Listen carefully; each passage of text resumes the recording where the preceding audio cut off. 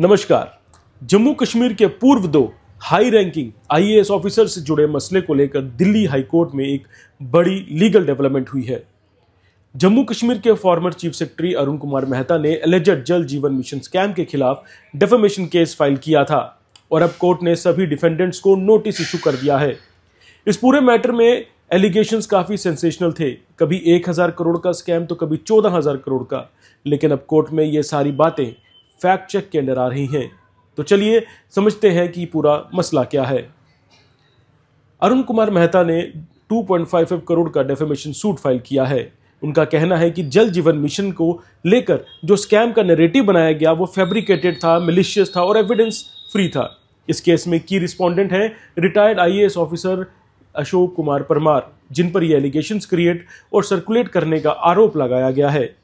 सबसे important point यह है कि Jammu Kashmir anti corruption bureau ने इन एलिगेशंस पर डिटेल्ड इंक्वायरी की, जिसका कंक्लूजन यह था कि कोई फाइनेंशियल मिस एप्रोप्रिएशन नहीं हुआ, टेंडर्स लोएस्ट एलिजिबल बिडर्स को ही मिले, कोई फेवरेटिज्म या एक्सचेकर को लॉस नहीं हुआ और एलिगेशंस नॉट वेरीफाइड पाए गए। इसके बाद इंक्वायरी फॉर्मली क्लोज कर दी गई।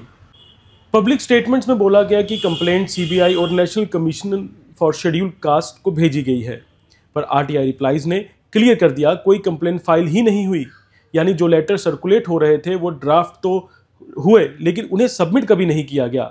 साथ ही कैट जम्मू बेंच ने इससे रिलेटेड एक और पेटिशन को मिस्चीवियस और फ्रिवलस बोलते हुए डिसमिस कर दिया और पिटिशनर पर 1 लाख का जुर्माना भी लगाया।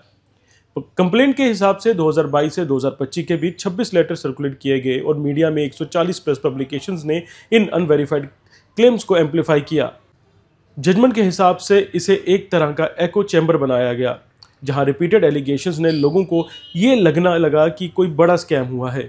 Former chief secretary Arun Kumar Mehta का कहना है कि बीम्स, ई टेंडरिंग, पे एसवाईएस, प्रूफ जैसे डिजिटल सेफगार्ड्स के होते हुए मैनिपुलेशन की गुंजाइश बहुत कम है, क्योंकि हर स्टेप का डिजिटल ऑडिट ट्रायल अवेलेबल होता है। ऑफिशियल डेटा के मुताबिक जून 2025 तक 81% फिजिकल वर्क कंप्लीट हो चुके थे 3780 विलेज स्कीम्स को लेकर। तो समरी ये है, एक तरफ एलिगेशंस हैं और दूसरी तरफ इन्वेस्टिगेशंस और लीगल स्क्रूटनी। अब सबकी नज़र 3 फरवरी की हेयरिंग पर होगी, जहां कोर्ट इंटरिम इंजेक्शन पर आर्गुमेंट सुनेगा। ये केस सिर्फ जेजेएम का नहीं बल्कि गवर्नेंस और पब्लिक क्रेडिबिलिटी का भी एक इंपॉर्टेंट टेस्ट बन गया है। जय हिंद।